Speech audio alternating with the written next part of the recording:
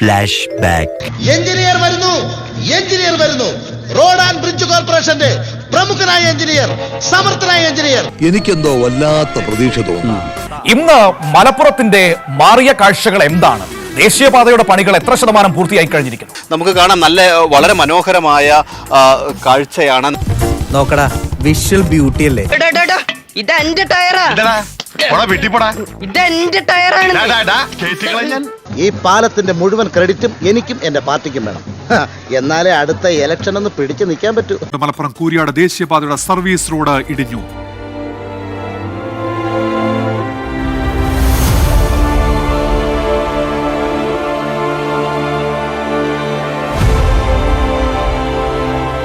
നല്ല പരിചയമുള്ള സ്ഥലമല്ലേ ലക്ഷ്മി?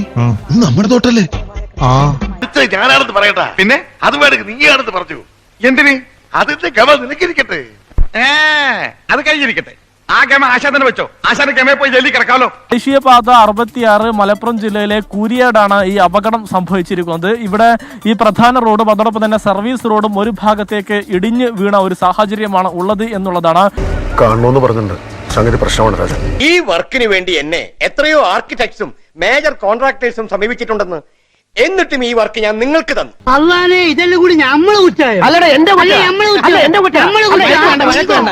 വെറുതെ ആൾക്കാരെ കൊണ്ട് ചിരിപ്പിക്കണ്ട.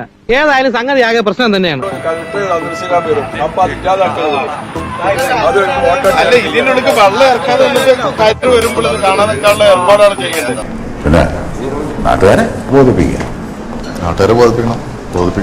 ഉണ്ടാക്കിയ സർവ്വനഷ്ടങ്ങൾക്കും പരിഹാരം കണ്ടിട്ട് പോയാൽ മതി.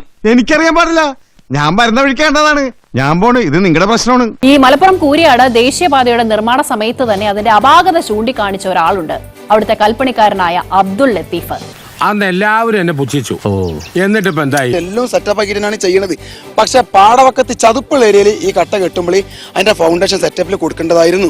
അത് ഓർക്ക് മനസ്സിലായിട്ടില്ല എന്ന് തോന്നുന്നത്. അതുകൊണ്ട് സംഭവിച്ച ഒരു പ്രശ്നമാണ് ഇപ്പൊ. അതെ, ഒരു വിവരമില്ലാത്തവനായി പർച്ചേസിങ്ങിന് പോയത്, അതുകൊണ്ടാ. അല്ലാതെ സർക്കാരിന് പോലും ഒന്നും ചെയ്യാൻ മേലാത്ത അവസ്ഥയിൽ നമ്മൾ എന്ത് ചെയ്യാനാ? ഒക്കെ ശരിയാക്കാം. ഈ വികസന പ്രവർത്തനം എന്ന് വെച്ചാൽ എന്താ? ഇതൊക്കെ തന്നെ.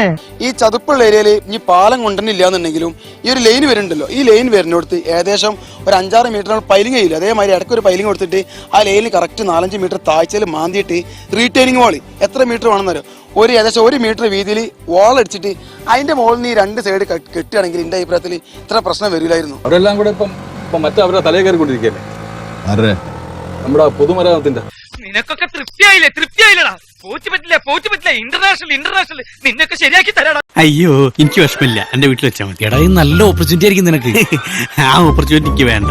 നമുക്കത് പോലീസിനോട് പറയാം. പോലീസിനോട് നീ പറഞ്ഞ് മനസ്സിലാക്കുക. ഞാൻ വക്കീലുമായിട്ട് വരാം.